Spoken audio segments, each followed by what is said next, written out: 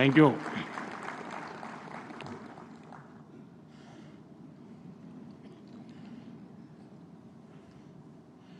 केंद्र में मेरे सहयोगी राम मोहन नायडू जी, मुरलीधर मोहोल जी, आईआईटी बोर्ड ऑफ गवर्नेंस के चेयरमैन पीटर एल्बर्स जी, आईआईटी के डायरेक्टर जनरल विली वॉन्स जी, इंडिगो के मैनेजिंग डायरेक्टर राहुल भाटिया जी, अन्य सभी महानुभाव, देवी और सज्जनों, आईआईटी की 81st एनुअल जनरल मीटिंग और वर्ल्ड एयर ट्रांसपोर्ट समिट में मैं आप सब अतिथियों का भारत में स्वागत करता हूं, आपका अभिनंदन करता हूं। ये कार्यक्रम 4 दशक बाद भारत में हो रहा है। इन 4 दशकों में भारत में बहुत कुछ बदल चुका है। आज का भारत पहले से कहीं ज्यादा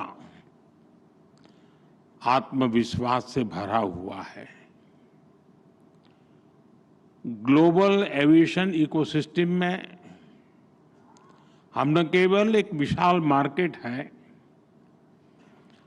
बल्कि पॉलिसी लीडरशिप,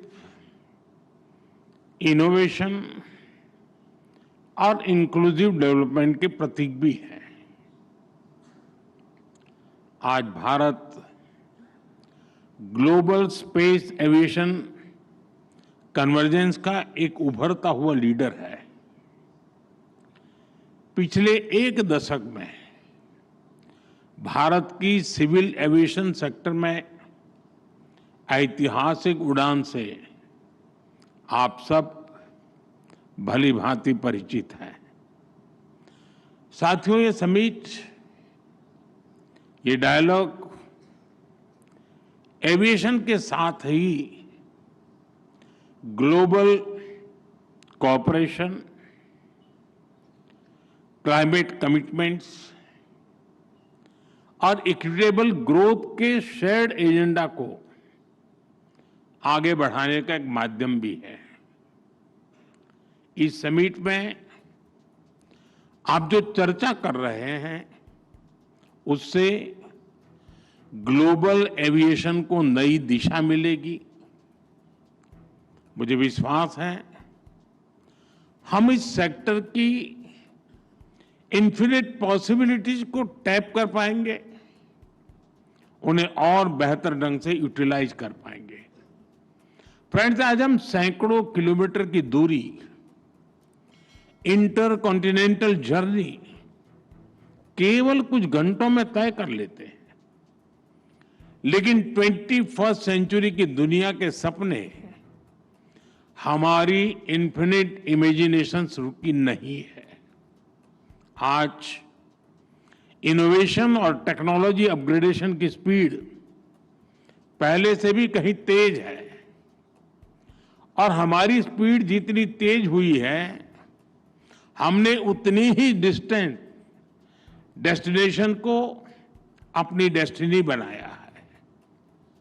आज हम एक ऐसे मुकाम पर खड़े हैं जहां हमारे ट्रैवल प्लान केवल धरती के शहरों तक सीमित नहीं है। इंसान आज स्पेस फ्लाइट्स और इंटरप्लेनेटरी यात्राओं को भी कमर्शलाइज करने, उसे सिविल एविएशन के लिए खोलने के सपने देख रहा है। ये बात सही है कि इसमें अभी समय है, लेकिन ये बताता है कि आने वाले समय में एविएशन सेक्टर कितने बड़े ट्रांसफॉर्मेशन और इनोवेशन का केंद्र बनने वाला है।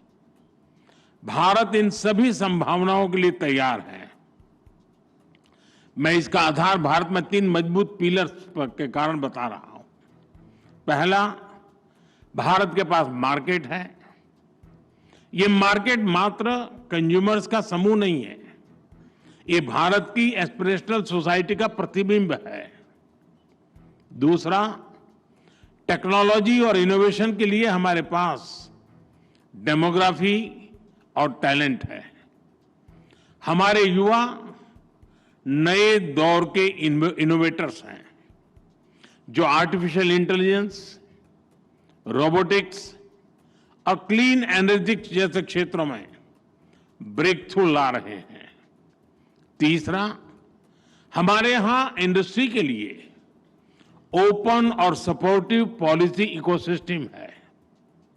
इन तीनों सामर्थ्य के दम पर हमें मिलकर भारत के एविएशन सेक्टर को नई ऊंचाई पर लेकर जाना है।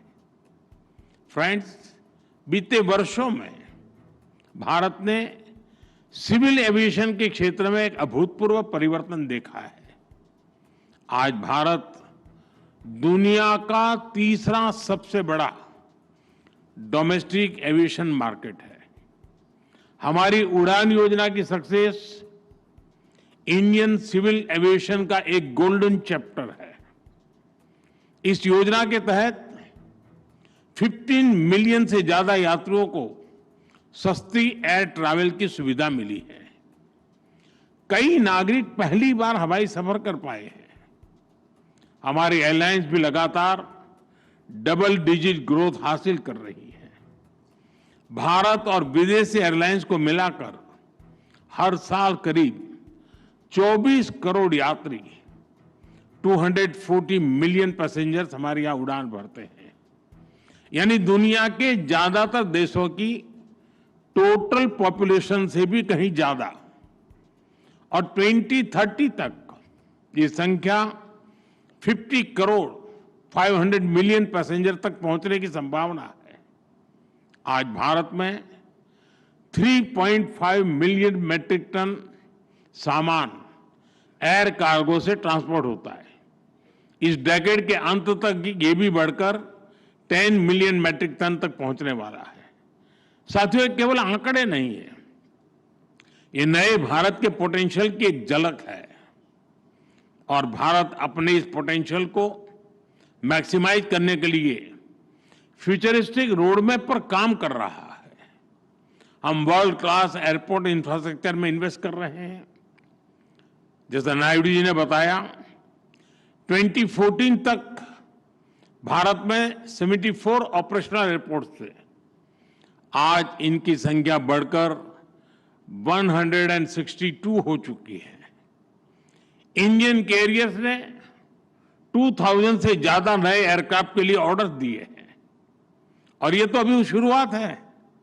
भारत का एविएशन सेक्टर एक ऐसे टेक ऑफ पॉइंट पर खड़ा है जहां से उसे लंबी और सबसे ऊंची उड़ान भरनी है। और ये उड़ान केवल भौगोलिक सीमाओं को पार नहीं करेगी, बल्कि ये दुनिया को सस्टेनेबिलिटी, ग्रीन मोबिलिटी और इक्विटेबल एक्सेस की दिशा में भी ले जाएगी। फ्रेंड्स, आज हमारे एयरपोर्ट्स की हैंडलिंग कैपेसिटी हर साल 500 मिलियन यात्रियों तक पहुंच चुकी है। भारत आज दुनिया के उन गिने चुने देशों में है जो टेक्नोलॉजी के जरिए यूजर एक्सपीरियंस के नए स्टैंडर्ड सेट कर रहा है। हम सेफ्टी, एफिशिएंसी और सस्टेनेबिलिटी पर भी उतना ही फोकस कर रहे हैं। हम सस्टेनेबल एविएशन फ्यूल्स की ओर बढ़ रहे हैं, ग्रीन टेक्नोलॉजीज में निवेश कर रहे हैं, कार्बन फुटप्रिंट्स घटा रहे हैं। हम प्रोग्रेस और प्लेनेट की सुरक्षा दोनों सुनिश्चित कर रहे हैं। साथियों, ये हमारे जो विदेशी अतिथि हैं, मेरा उनसे आग्रह है कि आप डीजी यात्रा ऐप के बारे में जरूर जानिएगा। डीजी यात्रा ऐप डिजिटल एविएशन का एक उदाहरण है। ये फेशियल वेरिफिकेशन टेक्नोलॉजी के माध्यम से एयरपोर्ट एंट्री से लेकर बोर्डिंग गेट तक सीमलेस यात्रा का कंप्लीट सॉल्यूशन है। कहीं कोई पेपर, डॉक्यूमेंट्स, आईडी दिखाने की जरूरत नहीं। मैं समझता हूं भारत के ये इनोवेशंस इतनी बड़ी पॉपुलेशन को बेहतर सर्विसेज देने के एक एक्सपीरियंस से ये कई देशों के काम आ सकता है। यह सिक्योर और स्मार्ट सॉल्यूशन का एक ऐसा मॉडल है जो ग्लोबल साउथ के लिए भी प्रेरणा बन सकता है। साथियों, भारत के तेजी से एक्सपांड कर रहे एविएशन सेक्टर के पीछे एक और बड़ा कारण है consistent reforms. Bharat global manufacturing hub बने, इसके लिए हम हर तरह से कदम उठा रहे हैं। इस साल के बजट में हमने मिशन मैन्युफैक्चरिंग घोषित किया है। इसी वर्ष हमने भारत की पार्लियामेंट में, जैसा नायडू जी ने अभी बताया, protection of interest in aircraft objects bill पारित किया है। इससे केपटाउन कन्वेंशन को भारत में कानूनी ताकत मिली है। अब एयरक्राफ्ट लीजिंग करने वाली ग्लोबल कंपनियों के लिए भारत में नया मौका खुल रहा है। आप सभी को गिफ्ट सिटी में मिल रही छूट के बारे में भी जानकारी है। गिफ्ट सिटी के इंसेंटिव्स ने भारत को एयरक्राफ्ट लीजिंग का एक अट्रैक्टिव डेस्टिनेशन बना दिया है। साथियों, नया भारतीय वायुयान अधिनियम हमारे एविएशन कानूनों को ग्लोबल बेस्ट प्रैक्टिसेस के अनुरूप बना रहा है। यानी भारत में एविएशन सेक्टर के कानून सहज है, नियमों में सहूलियत है और टैक्स स्ट्रक्चर सरल है। इसलिए दुनिया की बड़ी एविएशन कंपनियों के लिए भी भारत में निवेश के लिए एक बेहतरीन अवसर है।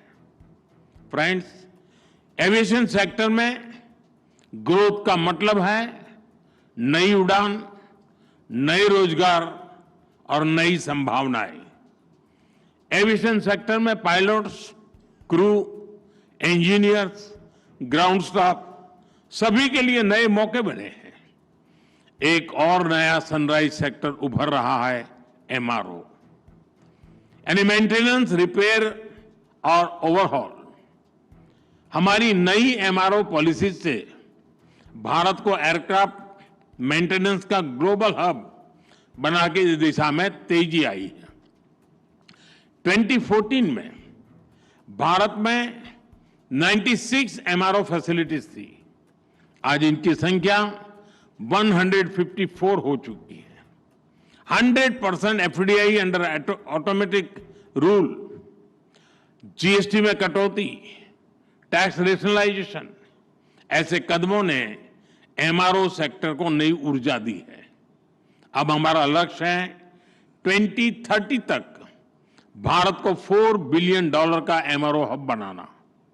साथियों, हम चाहते हैं कि दुनिया भारत को सिर्फ एक एविएशन मार्केट नहीं, बल्कि एक वैल्यू चेन लीडर के रूप में भी देखें।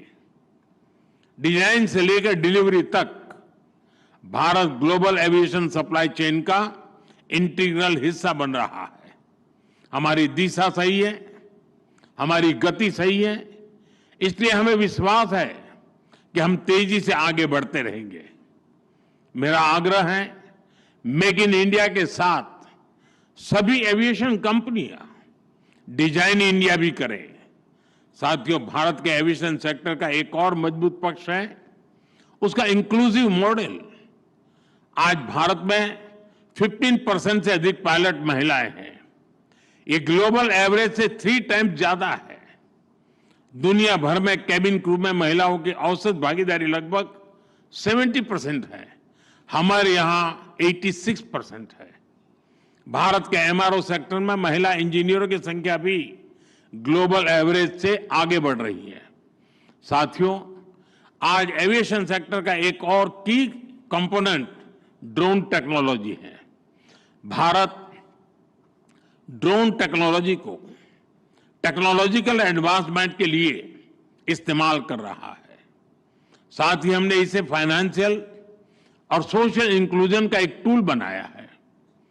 ड्रोन के जरिए हम महिलाओं के सेल्फ हेल्प ग्रुप्स को एम्पावर कर रहे हैं। अगर आपको हमारे चैनल की वीडियो पसंद आई हो तो उसे लाइक, शेयर और सब्सक्राइब करना न भूलें। वीडियो को अंत तक देखने के लिए आपका धन्यवाद।